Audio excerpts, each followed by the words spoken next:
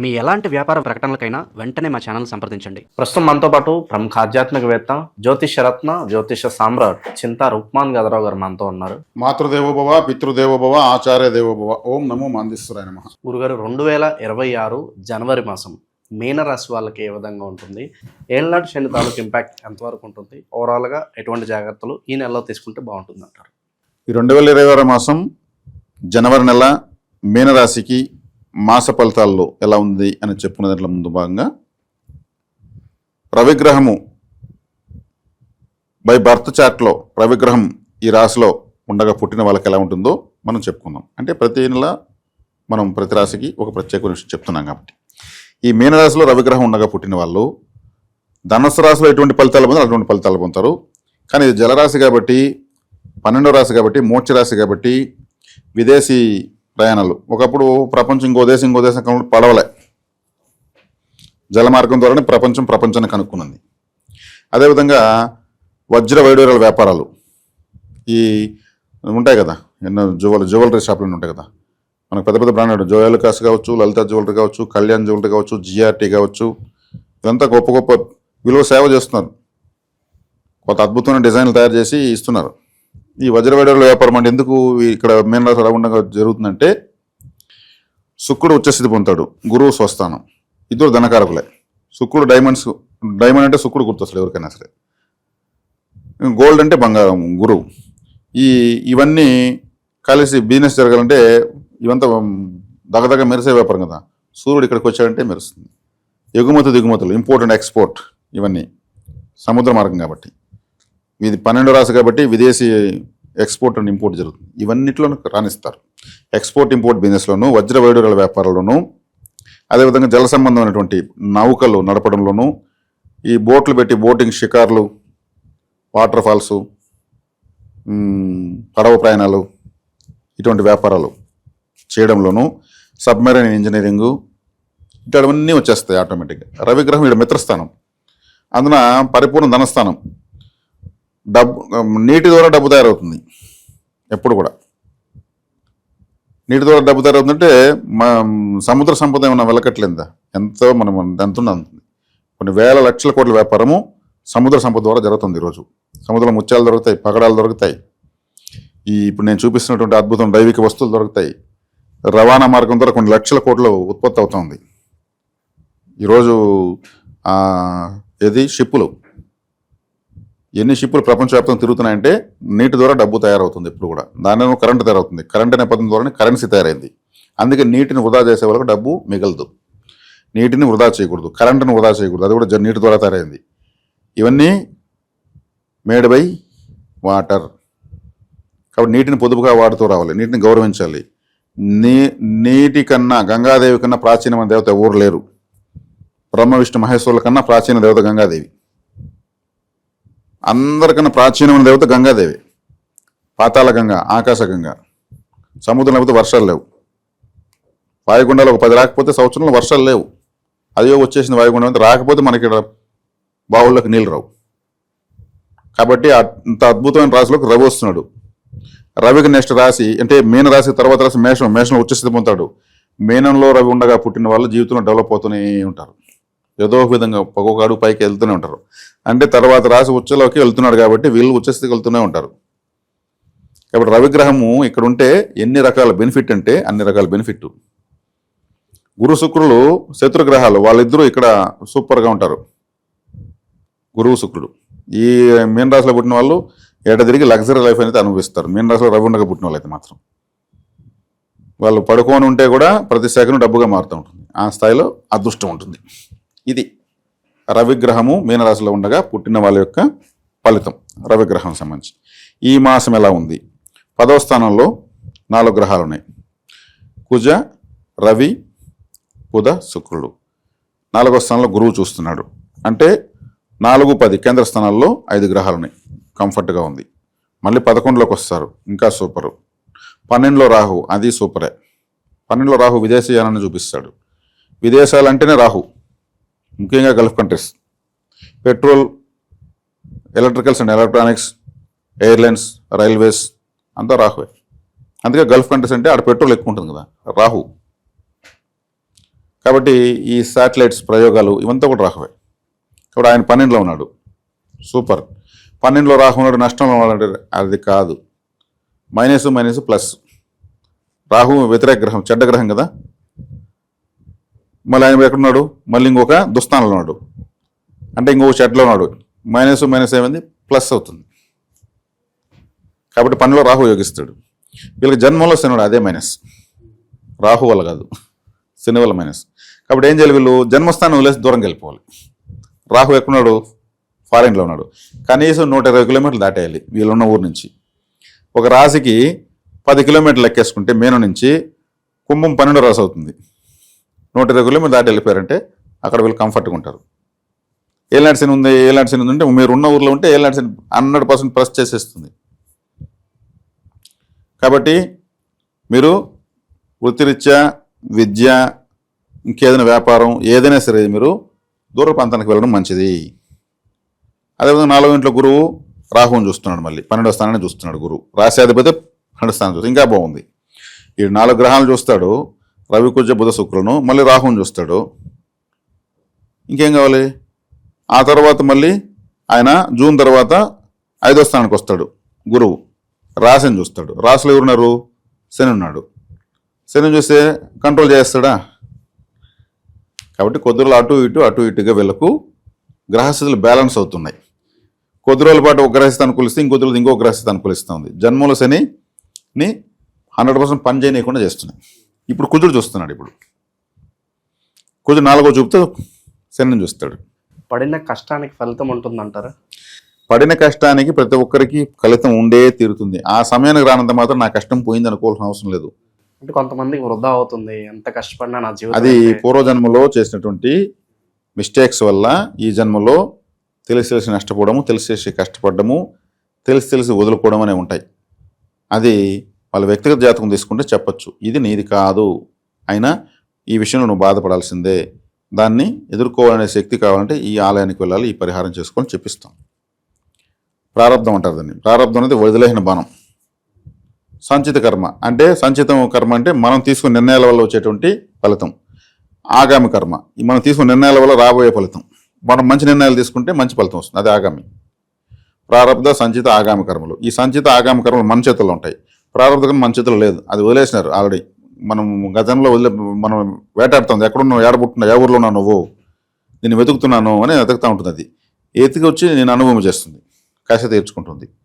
నేను ఏ తప్పు చేయలేదు, నేను ఎందుకు ఈ బాధలు అంటారు. ఏ తప్పు ఇప్పుడు చేయలేదు, సరే నువ్వు గతంలో కూడా చేయలేదు, నీకు బాధలు వస్తుంటాయి. పూర్వీకులు చేసిన దోషాలు తర్వాత వంశస్థులు బాధ పెడతాయి. మా తాత ఆ రోజు దేవుడి ముందర తప్పుడు సాక్ష్యం ప్రమాణం చేశాడంట. తప్పు చేసి ప్రమాణం చేసిన ఆ రోజులు ఏమందరూ వదిలేశారు, ఆ పాపం మళ్ళీ అంటుకుందని చెప్తా ఉంటారు. వాళ్ళు అప్పుడు చెప్తారు, నువ్వు చేసింది తప్పుడు సాక్ష్యం అయితే నీ బిడ్డలందరూ అనుభవిస్తారు, నీతో పోదు అని అన్నారండి. మేము అనుభవిస్తున్నాము అని వీళ్ళు తలుచుకొని బాధపడుతుంటారు. ఇట్లాంటి ప్రారంభకరంలో వదిలేసినవి అవి. దేవుడు కూడా ఏం చేయలేడు, దాన్ని ఎవడు ఢీకొట్టాల్సిందే. దాన్ని ఎదుర్కొనే శక్తి కావాలంటే మేము పరిహారాలు చెప్తాం. ఎదుర్కొనే శక్తి కావాలి కదా. పెద్ద గుండు తలకు తగులుతుందంటే తలకు కెపాసిటీ కావాలి, హెల్మెట్ వేస్తాం. అప్పుడు కూడా నొప్పి వస్తుంది, కానీ రక్తం రాదు. ఈ హెల్మెట్ వేయడము, చేతికి గొడుగు ఇవ్వడము, కాళ్ళకు చెప్పులు ఇవ్వడం, ఇవే పరిహారాలు. అంతేగాని దాని కర్మను డైవర్ట్ చేసే శక్తి ఎవరికి లేదు. డైవర్ట్ చేసే ట్రై చేసిన కొడుతుంది కాబట్టి నీకెందుకు పోరని దొడగబట్టి కొట్టిస్తుంది. ఇవన్నీ వర్చువల్గా ఉంటాయి, ఆ టయానికి మెటీరియల్ అవుతాయి, వివిధ వ్యక్తుల రూపంలో, పరిస్థితుల రూపంలో. కాబట్టి ఇక్కడ శనేశ్వరుడు ద్వితీయంలో ఉన్నప్పుడు గురువు కంట్రోల్ చేస్తాడు, పంచమానికి వచ్చి. ఇప్పుడు కుజుడు కంట్రోల్ చేస్తున్నాడు, కుజుడిని కూడా శని చూస్తున్నాడు. ఒక మానసిక సెల్ఫ్ ఫైటింగ్ అనేది ఉంటుంది వీళ్ళకు. కుజుడు శని ఎప్పుడు ఒకరినొకరు చూసుకుంటారో అంతర్గత సంఘర్షణ ఉంటుంది. వీళ్ళ మాట్లాడుకోవడం, వీళ్ళ అరుచుకోవడం, పనులు కొరుక్కోవడం లాంటివి ఉంటాయి. వీళ్ళతో యుద్ధం చేస్తూ ఉంటారు నా అర్థం. ఇట్లాంటప్పుడు ఏం చేయాలంటే ఆయుధం ఎత్తుకుని ఏదో ఒక పని చేయాలి. యుద్ధం కదా, యుద్ధం ఎంత ఆయుధం చేస్తారు. అప్పుడు ఏం చేయాలి, కేజీఎఫ్ లాంటి సినిమాలు, బాహుబలి లాంటి సినిమాలు, అంతా యుద్ధాలు కొట్టుకుంటారు. అప్పుడు రిలాక్స్ అవుతారు. లేదా ఒక చికెన్ సెంటర్ కాడికి వెళ్ళి ఒక 10 నిమిషాలు కూర్చోవచ్చు, వాడు కత్తిరిస్తూ ఉంటాడు, దాన్ని చూస్తూ ఉంటారు, రిలాక్స్. లేదు వీళ్ళే బొమ్మ తుపాకి ఎత్తుకుని బెలూన్స్ కాల్చొచ్చు, లేదు చెట్లకు ఆకలి కత్తిరించవచ్చు, కూరగాయలను వీళ్ళే తిరగచ్చు ఇంట్లో, లేదు చిత్తు పేపర్లు ఎత్తుకుని కత్తిరతో కత్తిరించవచ్చు. అంటే ఆయుధం ఎత్తుకుని ఏదో ఒకటి చేయాలా.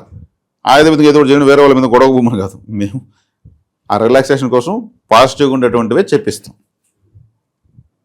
ఈ కుజుడు శని చూసుకున్నప్పుడు మాత్రమే, కలిసినప్పుడు చూసుకున్నప్పుడు ఈ సంఘర్షణ అనేది తగ్గుతుంది, తొందరలో తగ్గుతుంది. జనవరి 17 తర్వాత ఆటోమేటిక్ తగ్గిపోతుంది. కుజుడు శనిని చూడడం ఆపేస్తాడు. కానీ మకరంలోకి వచ్చాడు కాబట్టి ఆయన ఉచ్చస్థితిలో ఉంటాడు. వీళ్ళు కొంచెం వేగంగా ఫలితాలు పొందుతారు. లాభంలో పాపగ్రహం మంచిది, ఫలితాలు బాగుంటాయి. నిరుద్యోగులు ఉద్యోగస్తుల పరిస్థితి ఏంటి గురువుగారు? ఇప్పుడు ఏలినాటి శని ఉంది కదా, ఇప్పుడే వీళ్ళు వేగంగా ఉంటారు. వీళ్ళకి దొరకవు కదా అవకాశాలు, ఇప్పుడు వేగంగా ఉంటారు. 10 రకాల ఇంటర్వ్యూలకు పోతారు, 10 చోట భంగపడతారు, బాధపడతారు. ఎత్తైన సాధించిన కసి పెరుగుతుంది. దాహం వేసినప్పుడు నీటి విలువ తెలుస్తుంది, ఆకలి వేసినప్పుడు అన్నం విలువ తెలుస్తుంది. ఏలినాటి శని వచ్చినప్పుడే ఆయన వృత్తికారకుడు కాబట్టి ఎక్కడ పోయినా సరే వశీకారం ఉండదు. జన్మలో శని ఉన్నప్పుడు మొహం కూడా నల్లగైపోతుంది ఒక్కోసారి కొంతమందికి. శని జన్మలోకి వచ్చినప్పుడు తల్లికి అనారోగ్యం చేసిన అవకాశం ఉంటుంది, వీళ్ళకు అనారోగ్యం చేసే అవకాశం ఉంటుంది. కేర్ఫుల్గా ఉండాలి. అంటే కొంచెం క్లిష్ట సమయాన్ని వీళ్ళు ఫేస్ చేస్తున్నారు. అయినా కొద్ది రోజులు అటు కొద్ది రోజులు ఇటు ఉంటూ రిలాక్స్ అవుతూ ఒక్కపోత కొంతసేపు ఫ్రీగా గాలి కొంతసేపు తోలుతుంది, చల్లటి గాలి. ఇలా జరుగుతూ ఉంది ఇప్పుడు ఏలినాటి శని.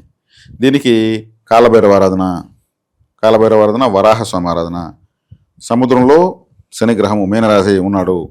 మరి భూమిని ఉద్ధరించినటువంటి దేవత సముద్రంలో నుంచి వరాహస్వామి. కొంతమంది డౌట్, సముద్రం భూమిపైన ఉంది, మళ్ళీ భూమిపై సముద్రంలో మునిగింది, వరాహస్వామి సముద్రం మళ్ళీ భూమిని పైకి లేపాడు, భూమిలోంచి భూమిని పైకి లేపాడా, ఇటువంటి క్వశ్చన్లు వస్తాయి. అవునా? వరాహస్వామి నీటిలోంచే బయటికి తీశాడు. భూమి చుట్టూ సునామీ వచ్చేసి గ్యాప్ లేకుండా నీటితో చుట్టూ నిండిపోయింది. అప్పుడు వరాహస్వామి వచ్చి దాన్ని జరిపాడు. ఒక 3 degrees ఇలా జరిపాడు ఆయన కూరపై నిలబెట్టి. ఎటువైపు ఒకేసారి అన్ని వైపులు సముద్రం సునామీ రాని విధంగా మార్చాడు. కాబట్టి ఇండియాలో సునామీ వస్తే ప్రపంచంలో సునామీ వస్తుందా? సముద్రం తుఫాను. ఈ దేశంలో ఇంకో దేశం రాదు, ఇంకో దేశం రాదు. ప్రపంచంతో ఒకేసారి నీటి ప్రళయం రాకుండా ఆయన పెట్టాడు. అది లెక్క. అందుకోసం ఇక్కడ ఉన్నాడు కాబట్టి వరాహస్వామిని ఆరాధించడం వల్ల శని ఏలినాటి శని కంట్రోల్ అవుతుంది. కాలభైరవుని ఆరాధించడం వల్ల శని ఏలినాటి శని కంట్రోల్ అవుతుంది. ఇక గురువు ఈ రాశికి 2వ రాశి మేషం, సుబ్రహ్మణ్య స్వామి ఆరాధన వల్ల అద్భుతమైన ఫలితం వస్తుంది. ఎన్ని ప్రళయాలు వచ్చినా ఎంత వచ్చినా శక్తిని కోల్పోయిన ఒకే ఒక దేవత సుబ్రహ్మణ్య స్వామి. యుగం అంతమైపోతే కూడా మహాశక్తివంతమైన దేవత అయినా. పరమేశ్వరుడే ఒకసారి ఏదో ఒక డౌట్ అడిగితే, నువ్వు నా శిష్యుడిగా మారితే నీకు చెప్తా అని చెప్పాడు వాళ్ళ నాన్ననే. సరే నీ శిష్యుడిగా మారుతా అని చెప్పి ఆయన చేతులు కట్టి కూర్చుంటే ఈయన పైన కూర్చొని ఉపదేశించాడు. స్వామికే జ్ఞానోపదేశించాడు. స్వామి మలయ్య అనే తమిళనాడులో ఉంది. వాళ్ళ నాన్నకే గురువు అయ్యాడు కాబట్టి అంత శక్తివంతమైన దేవత సుబ్రహ్మణ్య స్వామి. వీళ్ళకి 2వ రాశికి అధిపతి. సుబ్రహ్మణ్య ఆరాధన, వరాహస్వామి, కాలభైరవ ఆరాధన. సూపర్. ఏలినాటి శని డామినేట్ చేసేయచ్చు, వీళ్ళే డామినేట్ చేయొచ్చు. మిగిలిన గ్రహస్థితులు అటు ఇటుగా మారుతున్నాయి, బాగానే ఉంది. అనుకూలము, కొద్ది రోజులు ప్రతికూలము, ప్రతికూలం. ఇది వీళ్ళకి అద్భుతమైన అనుభవం వస్తుంది. ఫ్యూచర్లో వీళ్ళ తరాలను కాపాడుకోవడానికి కావాల్సిన అనుభవాలంతా వస్తాయి. ఆల్రెడీ దెబ్బలు తినున్నారు కాబట్టి ఇవే నేర్చుకోవాల్సింది. ఇట్లాంటి పరిస్థితులు రావాలి. వద్దన్నా వస్తాయి, అవి నేర్పించేసిపోతాయి. ఏ సమస్య రాకపోతే వాడు దురదృష్టవంతుడండి. ఏ సమస్య రాకపోతే దురదృష్టం. వచ్చినప్పుడు దాన్ని ఫేస్ చేసేటువంటి శక్తిని సాధించుకోవడం, క్రమశిక్షణతో, దైవభక్తితో, పెద్దల సహకారంతో పోవడం మంచిది. మెయిన్ రాశి అంటే మోక్షరాశి. మోక్షరాశిలోకి ఆత్మకారకుడు ఉండగా పుట్టిన వాళ్ళు గొప్పగానే ఉంటారు. వీళ్ళు లైఫ్ టైం గురువు రాశ్యాధిపతి కాబట్టి ఎట్టి పరిస్థితుల్లోనూ అబద్ధం చెప్పకూడదు. 2వ రాశి మేషం కాబట్టి అదే వాక్స్థానం అయింది కాబట్టి, మొదటి రాశి వీళ్ళకి 2వ రాశి నోరు అయింది కాబట్టి అబద్ధం చెప్పకూడదు. చాలా దోషం అంటుకుంటుంది. అంటే అందరూ కూడా చెప్పకూడదు. ఇప్పుడు నేను చెప్పింది ప్రత్యేకించి వీళ్ళకన్నా ప్రత్యేకంగా అడిగారు కాబట్టి, వీళ్ళ రాశికి అధిపతి గురువు, మోక్ష రాశి కాబట్టి వీళ్ళు అబద్ధం చెప్పకూడదు. 2వ స్థానమే మొదటి రాశి 2వ రాశి అయింది కాబట్టి వీళ్ళు అబద్ధం చెప్పకూడదు. మాట ద్వారా జీవితాన్ని ఉద్ధరించుకోవాల్సినటువంటి రాశిని. అలాగే చివరిగా ప్రస్తుత కాలంలో ఏమన్నా ఈ ఆన్లైన్ బెట్టింగ్ స్కాముల్లో ఎరుకుని ధన నష్టం ఏమన్నా సూచిస్తున్నా? జన్మంలో శని ఉన్నాడు, వ్యయంలో రాహున్నాడు. ఇటువంటి వాటికి పోకపోవడమే మంచిది, చాలా మంచిది. ఇవంతా ఎట్లా వస్తాయంటే, నువ్వు 100 పెడితే 300, 100 పెడితే 500. బెట్టింగ్లు అంతా ఇదే కదా. ఈ బాల్ 6 పడిందంటే 100 6 కొడతాను, 100 పెడితే నీకు 1000 రూపాయలు పోతే 100. అదే 1000 10,000 పెడితే 60,000 కదా అని పెడతారు. అది వాళ్ళు అసలు దొరకరు. బెట్టింగ్ ఎవరు జరుపుతారో అసలు అర్థం కాదు అసలు. వీళ్ళు మాత్రం డబ్బులు పెట్టేదానికి మాత్రం దారి చూపిస్తారు.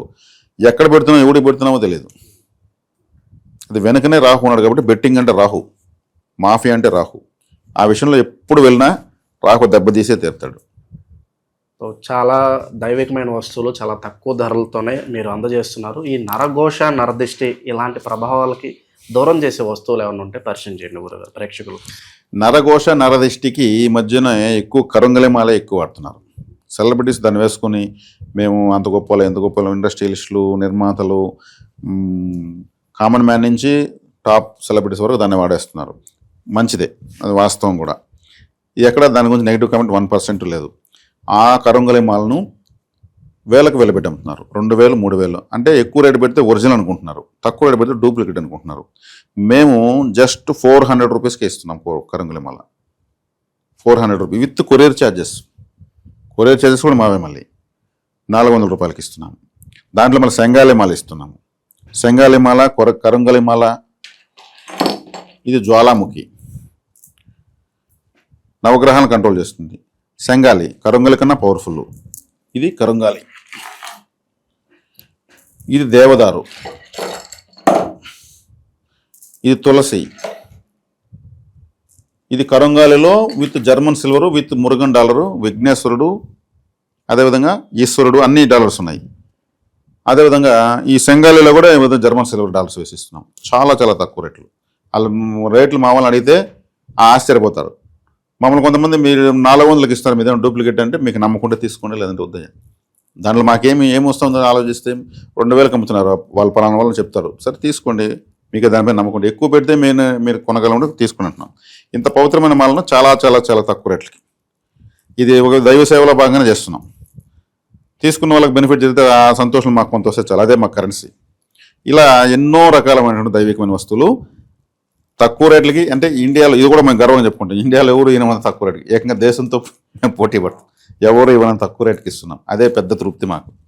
కమర్షియల్గా దీన్ని చేయకూడదు, దైవికమైన వస్తువులను దీంతో చేస్తున్నాం. అలాగే ఇక్కడ ఈ గుర్రం నాడ కరుంగల్లో తెప్పించాం. ఎన్నో విగ్రహాలు చేసి వెంకటేశ్వర స్వామి కూడా తెప్పిస్తున్నాం. దక్షిణాపూర్ శంఖాలు, అదేవిధంగా ఏకాక్షి నారకేలాలు, మహారాజా గోమచక్రము, కులదేవత కర్ర, కులదేవతకు ఆరాధన కోసము, ఏరుసింగి, అరుదైన మూలికవి, చాలా భీకరమైన అడవుల్లో దొరుకుతాయి. ఎంతో రిస్క్ చేస్తే కానీ దొరకవు ఇవి, ఎక్కడ పడితే కూడా దొరకవు. ఈ ఏరుసింగి లాంటివి. జపాలు తపాలు చేసిన వాళ్ళకి కరుంగలి వుడ్లో కమండలం, ఒక కరుంగల మాల తెలుసు, కరుంగల్లో కమండలము, కరుంగల్లో విగ్రహాలు, కరుంగల్లో మాలలు, కరుంగల్లో కీచెన్స్, కరుంగల్లో గుర్రంనాడ, ఇన్ని రకాల. కరుంగల్లో సాక్షాత్తు వెంకటేశ్వర స్వామి వస్తున్నాడు. కరుంగాలిలో సుబ్రహ్మణ్య స్వామి, గరుక్మంతులు వారు వస్తున్నారు, విఘ్నేశ్వరుడు ఉన్నారు. ప్రాణప్రతిష్ఠ చేసినవి అన్నీ కూడా. కాబట్టి ఇంత పవిత్రమైన వస్తువులను ఇచ్చి తృప్తి పడుతున్నాం, సేవ చేస్తున్నాం మనిషి. మాలే 2000కి అమ్ముతున్నారు, మరి విగ్రహాలు అయితే ఎన్ని లక్షలు చెప్పేస్తారేమో. మరి మేము విగ్రహాలు కూడా చాలా తక్కువ రేటుకి ఇస్తాం, పూజా ఖర్చులు అవన్నీ పెట్టుకుని ఇచ్చేస్తున్నాం అంతే. కాబట్టి ఇప్పుడు మీనరాశి, మోక్షరాశికి వచ్చినప్పుడు నేను ఎక్కువ వస్తువుల గురించి చెప్పడం జరిగింది. కావలసిన వాళ్ళు తెప్పించుకోవచ్చు. అరుదైన వస్తువులు ఇంకో 10 సంవత్సరాల తర్వాత చెప్తే, 10 సంవత్సరాల ముందు అద్భుతమైనటువంటి ఒక గోమేది చక్రం పెట్టాము. ఇప్పుడు అది కొనాలంటే ఒక 50,000, మేము అప్పుడు చాలా తక్కువకి పలానా ఇచ్చాడని చెప్పుకుంటే అదే నాకు సంతోషం. ఈ వస్తువులను కూడా అరుదైన వస్తువులుగా పూజలంతో ఉంటే అద్భుతంగా ఉంటాయి. సాంబ్రాణి ధూపము నేచురల్గా ఉన్నటువంటి నైవేద్యం, కలకండ, బెల్లము, అటుకులు, అరటిపండు, కొబ్బరికాయ, తేనె, డ్రై ఫ్రూట్స్, ప్రకృతి వండిన వంటలు నైవేద్యంగా సమర్పిస్తే మంచిది. మనం వండితే దేవుడు స్వీకరించేంత గొప్ప మనం వండలేం. పెద్ద పెద్ద ఆలయాల్లో అందుకని నియమించబడే వాళ్ళు వండుతారు, పద్ధతులుగా వండుతారు, మనం వండలేం. అందుకే ప్యాకెట్ పాలు అసలు చాలా దోషం. ఈ విధంగా చేసుకోమని ఎడ్యుకేట్ చేస్తూనే పోతుంటా నేను. నా వర్క్ ఇదే. ఎందుకంటే మీరు పూజ చేసుకోకపోతే పోండి, నాకు డబ్బులు ఇచ్చేయండి అనే విధానం పోతే చాలా దోషం అంటుకుంటుంది. అది గగ్గలు చేయబెట్టచ్చు. దానికన్నా నాకు ఫ్యామిలీ ఉంది కదా, నేను టూ మచ్ కూడా రేట్స్ కమ్మని దీంతో కోట్లు సంపాదించడం అవ్వదు, అది చాలా తప్పది. జ్యోతిశాస్త్రంలో భాగంగా దైవికమైన వస్తువుల్ని నేను కాంబినేషన్గా తీసుకెళ్తున్నా, అది చేస్తున్నటువంటి సేవ. ఇంకా యజ్ఞయాగాలు, హోమాలు వాటి జోలికి ఎందుకు పోవాలంటే ఇవి చాలు, మనం ఆరాధన చేసుకుంటే ఇవి చాలు. ఆడ అనవసరంగా డబ్బులు ఖర్చు పెట్టకూడదు. అది ఒక విధంగా ఏమార్చెట్టని నా భావన. అది ఎవరో చేసేవాళ్ళు, వాళ్ళు మనం విమర్శించడం లేదు. నేను చేసేటువంటి దైవ సేవ ఇది. కాబట్టి ఇవి మీనరాశి వాళ్ళకి సూచనలు, సలహాలు, జాగ్రత్తలు. మీనరాశి వాళ్ళకి ఓవరాల్గా ఈ జనవరి మాసం ఏ విధంగా ఉంటుందో అద్భుతంగా వివరించారు. ధన్యవాదాలు సార్. ధన్యవాదాలు.